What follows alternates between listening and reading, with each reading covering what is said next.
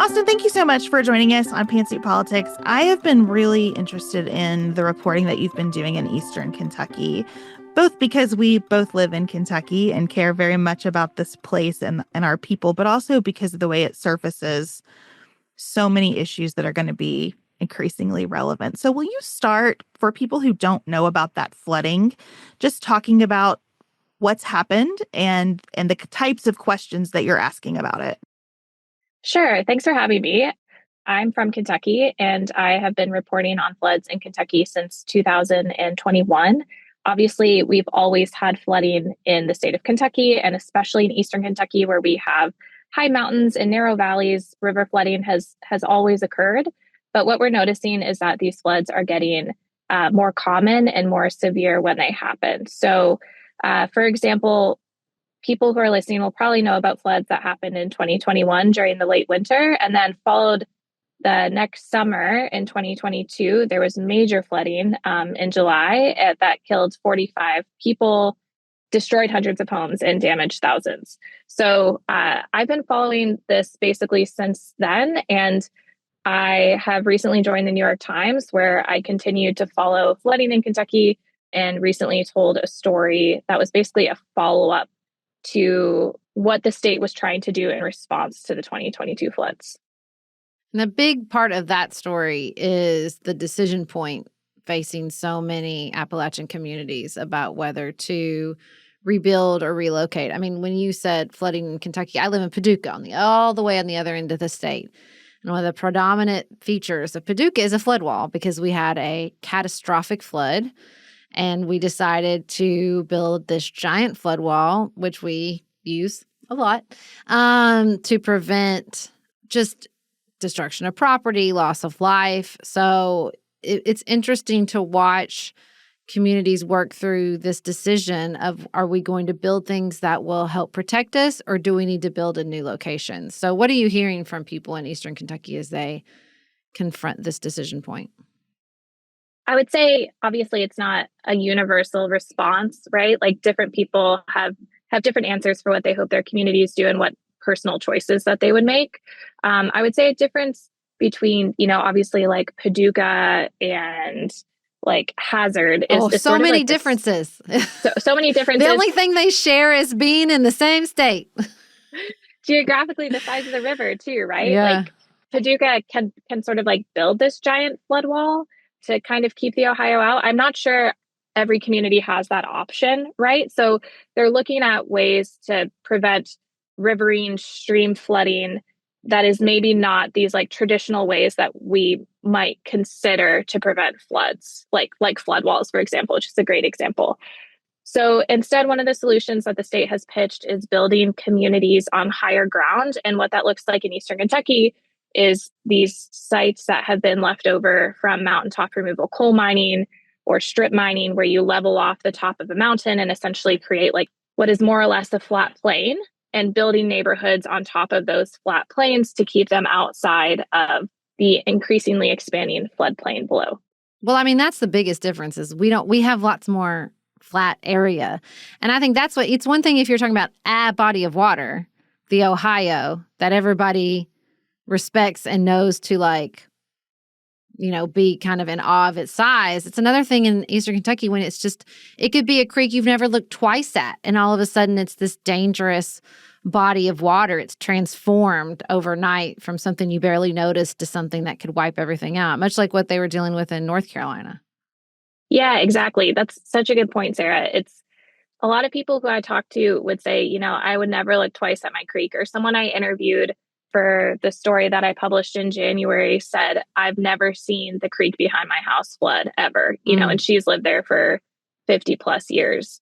So it's new bodies of water that are surprising people with flooding versus, kind of what you're explaining, like your respect for this very powerful body of water that you've sort of known all your life, right? It's a different dynamic, a different relationship. So sometimes Sarah and I will talk about climate change and we'll say, why do people keep moving to Arizona? It's so hot.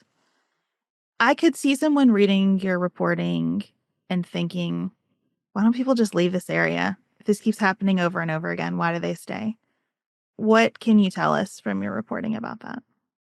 I kind of love how you set that question up because I think there's a really big difference between moving to a place and leaving a place. A lot of people in Eastern Kentucky, as we all know, have been there for generations. And so they have very strong family ties, not only to like their neighbors and their family members, but also to the land, to the property that they've been on for so long. And, you know, I can think about like my family's Canadian and we grew up on this piece of property where we spent summers. I can't imagine abandoning that piece of property. You know what I mean? I'm so centrally, emotionally tied to that piece of land. If someone suggested that it was silly of me to try to preserve my relationship with them, I would so quickly dismiss that person, right? And I think a lot of people who are not only in Eastern Kentucky, but in other areas that are increasingly impacted by climate change, it's sort of like the same response, right? They don't want to leave this place that they're so intimately connected to until they experience some level of trauma on that place, right? So if you've been flooded once, maybe you want to try again. If you've been flooded a few times, maybe you want to try again. But I think what the state at least is seeing more is that people are more willing to leave these places, even if they have these like heart-wrenching ties to them, if they feel like it will save their lives or their families' lives. And that's not something I've personally had to deal with. So I can't really imagine that kind of emotional decision. Well, it feels like so often the narrative in communities, especially in the immediate aftermath of a natural disaster, is that the decision to stay is like intimately tied up with the identity of survivor, right? We stayed, we fought. We're not going to be, pushed out. This is our home. How are you seeing people? Because there's already a narrative in Appalachia as like fighters, entrenched, like very invested, like you said, like very identity driven to the land itself. So how are you seeing people work through that narrative and sort of telling new stories about what it means to survive or love a piece of land? I think what I'm seeing as a reporter is that if people have faced this issue for multiple times, it's not only, taken their house, but killed their family member or a neighbor, that really changes your dynamic with a place. But it's not just this emotional decision, right? It's also a financial decision. So can you afford to move? And is there an option for a place for you to move? So I think what we're seeing now under the Bashir administration is the state trying to offer options. So these are obviously like, it's not mandatory that you leave if you still have a home. But if you don't have a home and you cannot rebuild in the floodplain, or you do not want to rebuild in the floodplain, here is potentially another option for you to stay, if not in your community nearby, and so that you don't necessarily have to leave this place if you don't want to, and also if you cannot afford to. But I think also someone mentioned Helene earlier, and like what we saw, I think, from Hurricane Helene this year hitting especially Western North Carolina is that, there's a lot of this conversation afterwards that there is no place that is safe from climate change. Like every community is going to be impacted by climate change in different ways. So yeah, after every disaster, there's talk of like, I don't even know if talk is the right word, but there are talking heads who say things like, why would you stay there? Why don't you leave? But like, I think one of the questions I always have is like, well, where do you go? Like what place is like free of risk? I don't really know the answer. I mean, some places have less risk, but I don't know what is free of risk. Speaking of that risk calculus, I have like a visceral concern that arises in me when I think about building kind of subdivisions on top of what were coal mines. Are there structural considerations that are having to be dealt with as they try to create these higher ground options for people? It's a really good question, and a question I had while I was doing this reporting as well. So when they're surveying these sites, they're doing a bunch of geotechnical surveys that basically say like what parts of these sites are foundationally strong enough, I guess, to support a structure like a house, right? Because we've seen in Eastern Kentucky that there are other giant structures like sportsplexes or jails that have been sinking or are now structurally unsound because they were built on strip mines where the earth is like differentially compact after coal companies or bond agencies sort of like reconfigure these properties. So those surveys are done. One thing I heard a lot is that, houses are much lighter. They have a much lighter footprint than some of these huge complexes. And so therefore they're not as likely to settle. And there are parts of some of these communities that have been surveyed that you're not supposed to build houses on, right? Like they might become a public park or like a walking trail, but they're not sound enough to build homes. Scott McReynolds, who's with the Housing Development Alliance based in Hazard, he had a really good quote where he was just like, nothing is foolproof, and we are doing this, we are trying this, we think it's a good idea. We would not be doing it if we didn't think it was a good idea. We wouldn't be investing hundreds of millions of dollars, and like there's sort of a lot riding on it, right? There's a lot riding on the success of it. So I think they're pretty confident, but again, like who's to say what happens in 25 years? I don't think people can't say, but they can say this is our best guess. And these are the ways in which we want it to be as safe as possible, especially since one of our goals is to move survivors of floods who maybe do not feel safe anymore. Well, speaking to the investment of it, where is all this money coming from? A lot of it's coming from the housing and urban development. For now, it's coming from there. For now, it's coming from there. It's a really good question. I have not recently followed up with the state to make sure that grant is still moving forward, but I haven't heard that it's not. And then, there is a smaller portion of money that's coming from the state and that's coming from private philanthropy, but the majority of the money is coming from the federal government.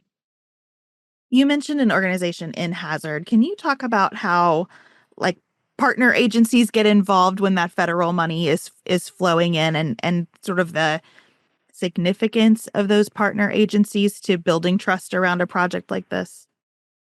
So most of that federal money is going, from my understanding, is going to local housing alliances that have sort of been in the area for decades and that have been building what is intended to be affordable housing for decades. Again, I don't live in Eastern Kentucky, but my understanding is there's already a lot of trust in these agencies to build homes for folks that will be long lasting. And the people that I talk to are very deeply integrated in their communities.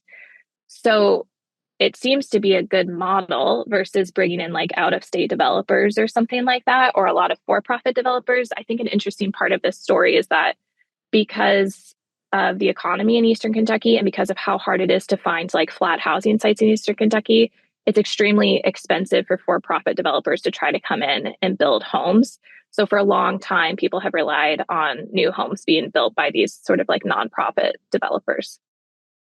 I think one of the complexities around this discussion and the broader perspective of climate change is how different every natural disaster is. I know you've been covering the wildfires and mudslides.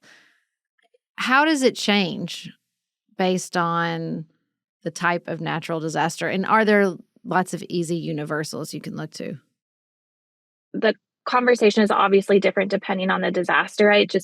It kind of like depends on what your hazards are. So, for example, if you're like in California or somewhere out west and you're really at risk of wildfires, your adaptation might look more like trimming trees around your house, or like building your house with more fire resistant materials, or being located more closely to some kind of like reservoir, right? Whereas like with flooding, the idea is you want to be high and away from water as much as possible, or you want to elevate your house, or you want your house to be elevated. Mudslides are tricky. I mean, you just like a landslide situation, which we also have a lot of in Kentucky. It's dangerous to be near a slope that could slip. But that is like kind of like a whole nother can of worms, honestly. But yeah, I think adaptation is very local. So like a lot of solutions for adaptation to climate change are very localized. And I think one of the reasons that this story is so interesting is because like nowhere else really than Eastern Kentucky is probably going to do something like this. Like maybe West Virginia, maybe Southwest Virginia, but it's a pretty unique Eastern Kentucky example for like an innovative way to hopefully successfully try to relocate folks who want to move. But obviously every region could have its own unique response to the own unique hazards that it faces. And do you think that's good? Or do you think that we need to be doing more maybe on a federal level to prepare for and be ready to respond to climate events like this? I think a twofold answer to that. I think, yes, it is good to have a local response to a local problem, right? Like Hazard knows way better than Washington, D.C., how to answer its issues with flooding. But Hazard doesn't have the same level of resources that Mm-hmm. Washington, D.C. has to answer its issues with flooding. So, yes, I think there needs to be so much more federal investment in climate change adaptation. Are we going to see that under this administration? I'm not sure. But I do think that it's something that was pushed for previously and, communities deserve. Well, Austyn, thank you so much for your reporting. It's really comforting and enriching to have a reporter who knows Kentucky writing about Kentucky issues in the New York Times. So thank you for the time that you're spending in these communities and the way that you're sharing it with the broader world. Thanks for having me. I really appreciate it. Thanks for the work that you guys do. Thank you to Austyn for spending time with us and to all of you for sticking with us through some really tough topics today.